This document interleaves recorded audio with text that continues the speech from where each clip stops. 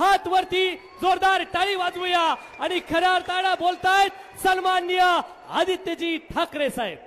जय महाराष्ट्र. आवाज येतोय का तिथपर्यंत? थोडा आवाज घुमत आहे. आत घेतली आपण आजची सभा, कारण बाहेर उष्णता वाढत चाललेली आहे. दादा हे थोडं खालती घ्या म्हणजे मला मागचे लोक दिसतील. हा पोस्टर बॅनर खालती घ्या जरा, म्हणजे मागचे लोक दिसतील मला, नाही तर माझाच चेहरा दिसतोय मला तिथे. आज खास मी आपल्याला भेटायला आलो. जसं विश्वजित कदम साहेब सांगत होते की आज ह्या टप्प्याच्या प्रचाराचा शेवटचा दिवस आहे. 5 वाजेपर्यंतच प्रचार होणार आहे. तसं पाहिलं गेलं तर देशभरातच आणि महाराष्ट्रात एवढी उष्णता वाढत चाललेली. राजकीय उष्णता वेगळी, राजकीय तापातापी वेगळी, पण खरोखरची उष्णता वाढत चाललेली आहे. अनेक ठिकाणी मी पाहत आहे टेम्परेचर हे 40 डिग्रीज 42 डिग्रीज काही काही ठिकाणी 43 डिग्रीज होत चाललेलं आहे. पण ह्या महाराष्ट्राचं एक वैशिष्ट्य असं पाहिलं मी गेल्या 2 महिन्यामध्ये, तापमान कितीही वाढलं, उष्णता कितीही वाढली, गरमी कितीही वाढली, तरी महाविकास आघाडीच्या सगळ्या सभेना जनता आशीर्वाद द्यायला येत आहे. आणि हे पहिलं चिन्ह आहे की आपला विजय होणार म्हणजे होणारच. उन्हाची चिंता न करता, पावसाची चिंता न करता, किती गरमी होत आहे, किती तापमान वाढत आहे चिंता करत नाहीयेत. काही काही ठिकाणी लोक तासन तास थांबलेली असतात, कारण सभा एकामागोमाग एक होत असतात, मध्ये स्वागत होत असतात. सभेला आम्ही उशिरा पोहोचत आहोत, पण कुठेही भूक लागली, ताण लागली म्हणून लोक हलत नाहीयेत.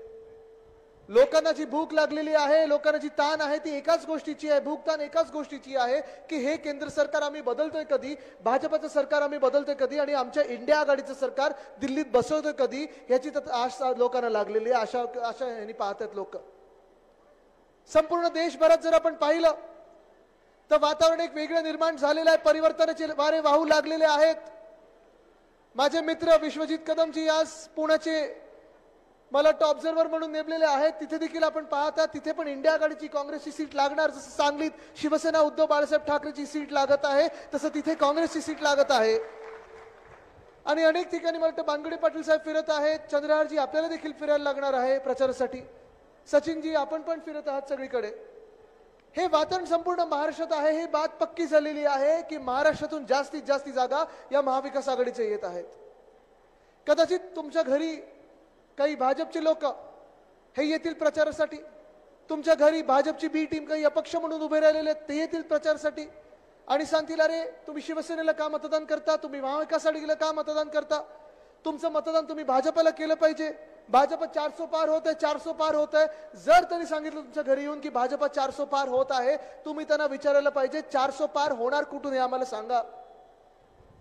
महाराष्ट्रात तरी चित्र नाही 400 पारचं. जे जे मतदारसंघ मी पाहिलेले आहेत, पहिल्या टप्प्यातले असतील, दुसऱ्या टप्प्यातले असतील, आता तिसरा टप्पा ह्या पर्वाकडे येणार आहे, कुठेही 400 पारचं वातावरण नाहीये. वातावरण एवढंच आहे की देशभरातून ही लाट निर्माण झालेली आहे की इंडिया आघाडीचं सरकार दिल्लीत बसत आहे. काँग्रेसचाच नारा आहे की काँग्रेसने हा नारा दिलेला आहे. भाजप आता साउथ में साफ आणि नॉर्थ में हाफ ही परिस्थिती झालेली आहे. साउथ से साफ आणि नॉर्थ में हाफ. आपण जर पाहिलं गेलं तर साऊथ मध्ये ना केरळात त्यांना सीट मिळणार, ना तामिळनाडूमध्ये सीट मिळत आहे. भाजपचे सीट ना कर्नाटक मिळत आहे, आंध्रमध्ये नाही, ना तेलंगणामध्ये नाही, कुठेही नाही. आज देशाचं लक्ष महाराष्ट्र काय करणार, उत्तर भारतात उत्तर प्रदेश काय करणार, बिहार काय करणार, लडाख काय करणार, जम्मू काश्मीर काय करणार, ह्याच्यावर सगळ्यांचं लक्ष केंद्रित झालेलं आहे. मी तुम्हाला सांगत आहे, मी आज या काही राज्यांमध्ये फिरून आलेलो आहे, प्रचार करून आलेलो आहे, इंडिया आघाडीच्या सभेमध्ये सहभागी होऊन आलेलो आहे. दिल्लीमध्ये जे वातावरण आहे 2019ला दिल्लीमधल्या 7च्या 7 जागेवर भाजप आली होती. दिल्लीला देखील वाटलं होतं मोदी साहेबांचं सरकार आणलं पाहिजे, दिल्लीला वाटलं होतं भाजपचं सरकार आणलं पाहिजे. पण यंदाच्या काळी आपण पाहाल 2024 मध्ये ज्या प्रकारे भाजपच्या तानाशाही लोकांनी हुकुमशहाच्या एक वृत्तीने अरविंद केजरीवाल साहेबांना अटक केलेली आहे, त्याच प्रकारे 7च्या 7 सीट हे काँग्रेस आणि आम आदमी पार्टी दिल्लीमध्ये जिंकणार हे पक्क ठरलेलं आहे. 5 वर्षापूर्वी जेव्हा 370 कलम या देशातून काढून घेतला होता, संविधानातून काढला होता, काश्मीरमधून काढला होता, वेगळी वेगळी राज्य झाली, जम्मू झालं, काश्मीर झालं, लडाख झालं. आपल्याला वाटलं होतं की काश्मीर काहीतरी चांगलं होईल, काश्मीरचं काहीतरी भलं होईल. 370 कलम काढण्याला आपला देखील पाठिंबा होता, आपण देखील तो क्षण साजरा केला होता. पण आज 5 वर्षानंतर परिस्थिती अशी झालेली आहे, आतंकवाद काही थांबलेला नाहीये. कालकडेच आपण पाहिलं होतं एअरफोर्सच्या ताफ्यावर अटक इथे ते अटॅक झाला होता, मोठा अटॅक झाला होता. मग नक्की यंत्रणा, सुरक्षा यंत्रणा करत तरी काय होती, गृह खातं करत काय होतं, देशाचं रक्षा खातं करत काय होतं. पण सर्वात मोठा प्रश्न हा झालेला आहे की अजून काश्मीरी पंडित तिथे जाऊ शकले नाहीत. आणि काश्मीरमध्ये आज भाजपा राहुल गांधीजी यांना विचारत आहे की तुम्ही अमेठीतून का नाही लढत, तुम्ही रायबरेलीला का गेलात. मी आज भाजपाला विचारत आहे, जे तुम्ही गेले 5 वर्ष आम्हाला सांगत होता की काश्मीर आम्ही बदललेलं आहे, काश्मीर आम्ही बदललेलं आहे, त्याच काश्मीरमधून भाजपला 2 उमेदवार मिळत नाहीयेत. तुम्ही भाजपा म्हणून काश्मीरमधून का लढत नाहीयेत. लडाखमध्ये आपण पाहताय एका बाजूने चीन घुसत चाललेलं आहे, दुसऱ्या बाजूला आपलेच भारतातले नागरिक लडाखवासी तिकडचे केंद्र सरकारला विचारत आहेत, भाजपला विचारत आहेत. 30 ते 40 हजार लोक हे रस्त्यावर आलेले आहेत आणि विचारत आहेत, जी तुम्ही वचनं आम्हाला 5 वर्षापूर्वी दिली होती त्याचं काय झालं. पण उत्तर द्यायला तिकडचं एक सुद्धा व्यक्ती भाजपचा जात नाहीये. एवढंच काय विश्वजीजी तुम्हाला सांगतो, जे 5 वर्षापूर्वी तिथून भाजपमधूनच खासदार झाले होते, बिचारे जाऊन आता लडाखमध्ये लोकांची माफी मागून आले. त्यांनी सांगितलं भाजपसाठी आता कधीही मतं मागणार नाही. आज मी तुम्हाला विचारत आहे, हे गेली 10 वर्ष आपण पाहिलंय, भाजपचे खासदार आपण पाहिलेत ह्याच मतदारसंघात. गेले 10 वर्ष तुम्ही भाजपचे खासदार पाहिलेले आहात. देशात भाजपची महाशक्ती तुम्ही पाहिली आहेत, बहुमताचं सरकार पाहिलेले आहात. तुम्ही मला सांगा, सांगलीकर म्हणून सांगा, महाराष्ट्रातले नागरिक म्हणून सांगा, 10 वर्षात भाजपला निवडून दिल्यानंतर आपल्या महाराष्ट्राच्या पदरी काही पडलंय का, महाराष्ट्राच्या हातात काही आलंय का, आलंय काय असं वाटतं तुम्हाला महाराष्ट्राचं भलं झालंय. मग आपण नेमकं भाजपला मतदान का करायचं किंवा भाजपच्या बी टीमला मतदान का करायचं हा विचार तुम्ही आता केला पाहिजे. आज कोणीतरी आपण महाविकास आघाडी म्हणून सगळे एकत्र आलो आहोत ते भाजपला टक्कर देण्यासाठी, भाजपच्या हुकुमशाहीला टक्कर देण्यासाठी, भाजपच्या तानाशाहीला टक्कर देण्यासाठी, भाजपच्या ह्या वृत्तीला टक्कर देण्यासाठी, जी वृत्ती आपल्याला सांगते की त्यांना डॉक्टर बाबासाहेब आंबेडकरांचं संविधान मान्य नाहीये. भाजपला डॉक्टर बाबासाहेब आंबेडकरांचं संविधान बदलून टाकायचं आहे, स्वतःचं संविधान लिहायचंय, लोकशाही बदलायची, लोकशाही संपून टाकायची. म्हणजे उद्याकडे जर निवडणुका झाल्या ह्या भाजपच्या सरकारमध्ये तर त्या निवडणुकीत तुम्ही आम्ही सामान्य माणसं, चंद्रहारजींसारखे सामान्य नागरिक, ज्यांचं काही पाठबळ नाही, आर्थिक पाठबळ नाही, राजकीय पाठबळ नाही, असे लोक उभे राहूच शकणार नाहीत. भाजपाचं स्वप्न एवढंच आहे, जशी बीसीसीआयची निवडणूक होते तसं भाजपाने निवडलेली लोक तर संसद भवनात बसवायची आहेत आणि आपल्या इकडच्या मंत्रालयात बसवायचे आहेत. हे मान्य आहे तुम्हाला कटकारस्थान भाजपाचं? ही वृत्ती मान्य आहे? ज्या भाजपाला डॉक्टर बाबासाहेब आंबेडकर आवडत नाही, ज्या भाजपाला डॉक्टर बाबासाहेब आंबेडकरांचं संविधान मान्य नाही, अशा भाजपाला तुम्ही कधी निवडून देणार आहात का? ज्या भाजपाला लोकशाही संपवायची आहे त्या भाजपाला तुम्ही निवडून देणार आहात का? आपली शिवसेना उद्धव बाळासाहेब ठाकरे या पक्षाची ओळखच नेहमी ही राहिलेली आहे. संपूर्ण इतिहास काढा तुम्ही आपला, पहिल्या निवडणुकीपासून आतापर्यंत आणि पुढे देखील आपण करत राहू. ज्या ज्या लोकांना आपण पक्षात पद दिलेली आहेत, ज्या ज्या लोकांना आपण तिकीट दिलेली आहेत, ज्या ज्या लोकांना आपण मुख्यमंत्री असेल, मंत्री असेल, केंद्रात मंत्री बनवलेला आहे, जात पात धर्म आर्थिक शक्ती न बघता आपण सर्वसाधारण माणसं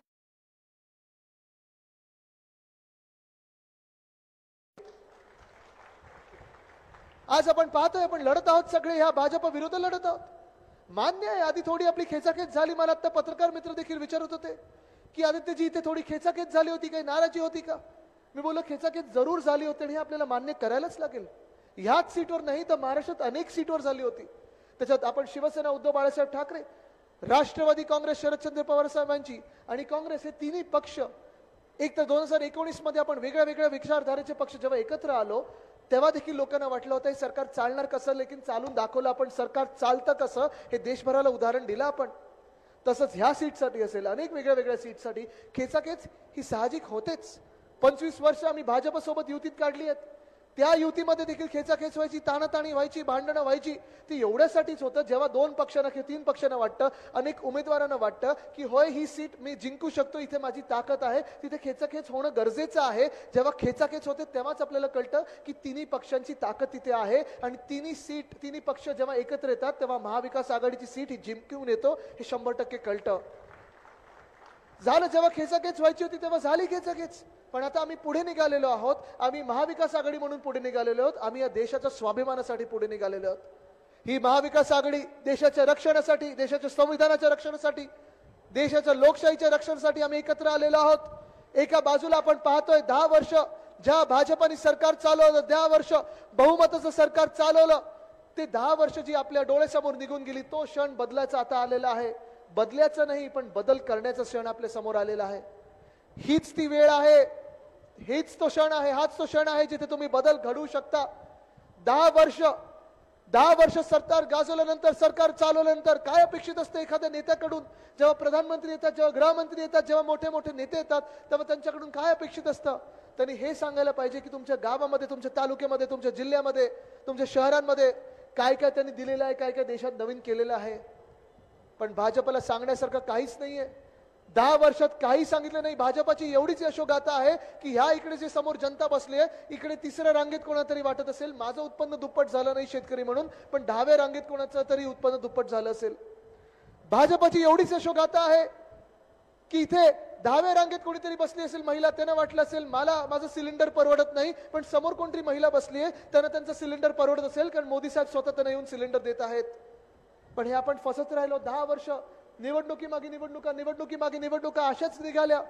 पक्ष फोडत राहिले भाजपवाले, परिवार फोडत राहिले भाजपवाले, मैत्र्या तोडत राहिले भाजपवाले, स्वतःची पोळी भाजायला जातीमध्ये, धर्मामध्ये वाद निर्माण करत राहिले भाजपवाले. आपल्या देशाला काय मिळालं, आपल्या महाराष्ट्राला काय मिळालं, हा विचार करण्याची आता वेळ आलेली आहे.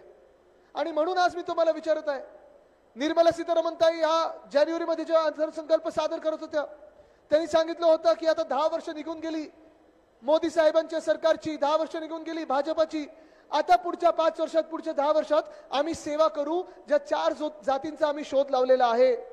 माहिती कुठच्या 4 जातींचा शोध लावला? तर नव्याने निर्मलाताईंनी नवीन शोध लावला. पहिली जात म्हणजे शेतकरी, दुसरी जात म्हणजे महिला, तिसरी जात म्हणजे युवा आणि चौथी जात म्हणजे गरीब. आज चला चारही जातींचा आपण आढावा घेऊया. 4 जातींना आपण विचारूया, 4 वर्गांना विचारूया की ह्या देशात तुम्ही खुश आहात की हैराण आहात? इथे जर शेतकरी बांधव कोणी आले असतील जरा हात वरती करून मला दाखवा. आहेत ना सगळे शेतकरी? तुम्ही मला सांगा, तुम्ही ह्या भाजपच्या राज्यात खुश आहात का? तुम्हाला वाटतं का की तुमची शेती चांगली चाललेली आहे? तुम्हाला वाटतं का तुमच्या पुढच्या पिढीने शेतीत यावी? नाही वाटत. कारण आज आपण पाहतोय शेतमालाला भाव मिळत नाहीये, खताची किंमत वाढत चाललेली आहे. कालकडे तो कांदा निर्यात दिवशी आपल्या नाशिक मधून वगैरे निर्यात बंदी उठवलेली आहे, पण त्याच्यावर पण निर्यात शुल्क लावलेलं आहे. पण अनेक ठिकाणी आपण पाहतोय प्रत्येक जिल्ह्यामध्ये महाराष्ट्रात शेतमालाला भाव मिळतच नाहीये. असंच आपल्यासारखे शेतकरी दिल्लीचे असतील, हरियाणातले असतील, पंजाब मधले असतील, उत्तर प्रदेश मधले असतील, हे शेतकरी जेव्हा दिल्लीकडे मोर्चा निघून गेले तेव्हा ह्या शेतकऱ्यांना नावं ठेवली गेली. हेच भाजपवाले ह्याच शेतकऱ्याला, ह्याच अन्नदात्याला बोलायला लागले की तुम्ही खालिस्तानी आहात, तुम्ही अतिरेकी आहात, तुम्ही अर्बन नक्सल आहात, तुम्ही माओवादी आहात. ह्याच शेतकऱ्यांवर भाजपाच्या सरकारने लाठीचार्ज केला, अश्रुधूर सोडला, गोळीबार केला. आज मी तुम्हाला विचारत आहे, ह्या भाजपला तुम्ही निवडून देणार आहात का? निवडून देणार आहात? नाही देऊ शकत आपण. कारण अन्नदाता देव भव ही जी आपली भावना आहे, ही आपल्या महाविकास आघाडीची भावना आहे. आपल्या इंडिया आघाडीच्या वचननाम्यात पहा, तुम्ही शिवसेनेच्या वचननाम्यात पहा, तुम्ही काँग्रेसच्या वचननाम्यात पहा, आपण सांगितलेलं आहे स्वामीनाथन आयोगासारखंच आपण MSP या शेतकऱ्यांना देणार म्हणजे देणारच. मला वाटतं राहुलजींनी त्या दिवशी पण सांगितलं की सरकार आल्यानंतर एका ठराविक ह्याच्याप्रमाणे आपण कर्जमुक्ती पुन्हा एकदा करू. जशी कर्जमुक्ती उद्धव साहेबांनी करून दाखवली होती या महाराष्ट्रामध्ये, 2 लाखापर्यंत ज्यांचं कर्ज होतं ते कर्ज माफ केलं होतं, कर्जमुक्ती केली होती. तसंच कर्जमुक्ती आपण देशभरात करणार आहोत. पण आज आपण पाहतोय भाजप शेतकऱ्यांचा वापर करून घेते, हे होर्डिंगसाठी शेतकऱ्यांचा वापर करून घेते, लाभार्थीच्या ऍडव्हर्टाइजमेंटसाठी. पण जे मूळ शेतकरी आहेत, जे बांधावर असतात, आपल्या शेतीत असतात, ते कुठेही खुश नाही आहेत. शेतकरी आत्महत्या आपल्या महाराष्ट्रात वाढत चाललेल्या आहेत. दुसरा वर्ग जर झाला तर युवा आहे, अर्थात तरुण आम्ही पण आहोत. आम्ही सगळे जेव्हा काम करत असतो, देशभरात काम करतो, महाराष्ट्रात काम करतो. मला आठवतं महाविकास आघाडीच्या काळामध्ये मी होतो, विश्वजित कदम साहेब होते, आम्ही दोघेही मंत्री म्हणून काम करत असताना या महाराष्ट्रामध्ये उद्धव साहेबांच्या नेतृत्वात आम्ही महाविकास आघाडी सरकार म्हणून 6.5 लाख कोटीची गुंतवणूक आपल्या राज्यात आणली. कारण तेवढ्या नोकऱ्या आपल्या राज्यात निर्माण झाल्या असत्या. पण आज आपण पाहतोय सरकार बदलल्यानंतर भाजपचं सरकार आलं, भाजप प्रणित खोके सरकार आलं, मिंदे सरकार आलं. आणि हे सरकार आपल्या डोक्यावर अवकाळी सरकार बसल्यानंतर एका मागोमाग एक उद्योग पाठवायला लागले. ते कुठे पाठवले यांनी उद्योग? गुजरातला वेदांता फॉक्सकॉन नावाचा एक मोठा उद्योग आम्ही या राज्यात आणणार होतो. चंद्रहारजी, तुम्हाला आश्चर्य वाटेल, या एका उद्योगामुळे या महाराष्ट्रातल्या 1 लाख तरुणींना रोजगार मिळाला असता. घरी बसले नाही तर तिथे कामावर जाऊन पैसे मिळाले असते, रोजगार मिळाला असता. पण आज या भाजप सरकारला जेव्हा कळलं, जेव्हा सरकार आपलं पाडलं, गद्दारी झाल्यानंतर, भाजपचं सरकार डोक्यावर बसल्यानंतर जेव्हा कळलं की महाराष्ट्राचं काहीतरी भलं होतंय, महाराष्ट्राची प्रगती होते, हे भाजपला बघवलं नाही. आणि म्हणून ह्याच भाजपच्या लोकांनी, ह्याच भाजपच्या खोके सरकारनी तो वेदांता फॉक्सकॉनचा प्रकल्प पाठवला होता गुजरातला. तसंच बल्क ड्रग पार्क असेल, मेडिकल डिव्हाइस पार्क असेल, एअरबस स्टार्टरचा प्रकल्प असेल, रिन्युएबल एनर्जी इक्विपमेंट पार्क असेल, आता टेस्लाचा उद्योग येतोय, कदाचित तो पण पाठवतील गुजरातला. गुजरातची माझं काही भांडण नाहीये. माझं नेहमी म्हणणं राहिलेलं आहे की जे गुजरातच्या हक्काचं ते त्यांना मिळालंच पाहिजे, काश्मीरच्या हक्काचं त्यांना मिळालंच पाहिजे, केरळच्या हक्काचं त्यांना मिळालंच पाहिजे. पण जे आमच्या महाराष्ट्राच्या तरुणांच्या हक्काचा आहे तो हाताचा घास गुजरातच्या घशात जेव्हा तुम्ही टाकाल तेव्हा मी तिथे नडायला पहिला उभा राहीन. तसा मी राहिलेलो आहे. आज मी तुम्हाला विचारत आहे, आज तुम्हाला तरुणांना मी विचारत आलेलो आहे की 2-2.5 वर्ष जे आम्ही भांडत आहोत केंद्र सरकार बरोबर, आम्ही पण तिथे जाऊ शकलो असतो, मजा मस्ती करू शकलो असतो, आरामात राहिलो असतो. पण ते राहत नाही, कारण आम्हाला जी तळमळ आहे ती या महाराष्ट्रासाठी आहे. मी लढत आहे या महाराष्ट्रासाठी, महाराष्ट्राच्या तरुणांसाठी. तुम्ही माझ्या सोबत उभे राहणार की नाही? कारण आज आपण लढत आहोत, ही लढाई जी आहे ह्या महाराष्ट्रावर होणाऱ्या अन्याय विरुद्ध आहे. जे उद्योग येत आहेत, जे रोजगार येत आहेत, जे आपल्या महाराष्ट्राच्या तरुणांना मिळाले पाहिजेत ते चाललेत गुजरातला, ते रोखायचं आपल्याला. म्हणून मी लढत आहे. नाही तर मी पण आनंद साजरा करू शकलो असतो, आम्ही पण खोके घेऊन इथे तिथे बसलो असतो. पण असं न करता आज विश्वजित की कदम इथे बसलेले आहेत, आम्ही सगळे इथे आहोत, सचिनजी आहेत, सचिन साठे साहेब आहेत, आम्ही सगळे आहोत. आम्ही लढत आहोत तर या महाराष्ट्राच्या मातीसाठी लढत आहोत, आपल्या स्वाभिमानासाठी लढत आहोत. आज महिला इथे मोठ्या संख्येत उपस्थित आहेत. मी आज तुम्हाला विचारत आहे, तुम्हाला ह्या भाजपच्या राज्यात सुरक्षित वाटत आहे का? काल परवाकडेच आपण पाहिलं त्या कर्नाटकामधून त्या राक्षसाचं नाव घेतलं तर की लाज वाटते. तो काय प्रज्वल रेवण्णा की काहीतरी त्याचं नाव आहे. किती महिलांचा रेप केलाय, हजारो व्हिडिओ त्याचे बाहेर आलेले आहेत कर्नाटकामध्ये. आणि हे सगळं करून झाल्यावर हेच भाजपचं केंद्र सरकार पाठवत आहे त्या रेवण्णाला जर्मनीमध्ये पळून जायला मदत केलेली आहे. वाटतं तुम्हाला सुरक्षित राहाल अशा भाजपच्या सरकारमध्ये? नाही राहू शकत. दुसरं उदाहरण द्यायचं झालं तर त्या बिल्किस बानोच्या नावाच्या एक बाईचं देतो, एका महिलाचं देतो. बिल्किस बानो नावाची एक महिला, तिथे गुजरातमध्ये तिचा बलात्कार झाला आणि बलात्कार होत असताना तिच्या डोळ्यासमोर तिच्या 3 वर्षाच्या मुलीला चिरडलं गेलं आणि मारून टाकलं गेलं. जे बलात्कारी होते त्यांना कोर्टाने सजा सुनावली, कोर्टाने जन्मठेपची सजा सुनावली. मागच्या वर्षी जेव्हा गुजरातची निवडणूक होता, ह्याच भाजपच्या लोकांनी आणि भाजप प्रेमी लोकांनी त्या बिल्किस बानोच्या बलात्कारांना जेलमधून बाहेर काढलं, त्यांची आरती ओवाळली, गळ्यात हार टाकले आणि प्रचारात फिरवलं. अशा भाजपला तुम्ही मतदान करणार आहात? जी संस्कृती, जे हिंदुत्व आपल्याला वंदनीय हिंदू सम्राट बाळासाहेब ठाकरेंनी शिकवलेलं आहे, जी संस्कृती आपल्याला दिलेली आहे ती हीच दिलेली आहे की त्या महिलेची जातपात धर्म न बघता, बलात्काराची जातपात धर्म न बघता त्या बलात्काराला फाशी झालीच पाहिजे, ही संस्कृती आपल्याला दिलेली आहे. आणि गरिबांचं बोलायचं झालं तर आज देशात कोणाला जगणं परवडतंय? आपण पाहत असाल 2014ला आणि आता जी परिस्थिती आहे, तुम्ही मला सांगा 2014ला गॅसची किंमत काय होती? 400. आता किती झाली आहे? 400 पार नाही, 1000 पार झालेली आहे. डिझेलची किती झाली किंमत?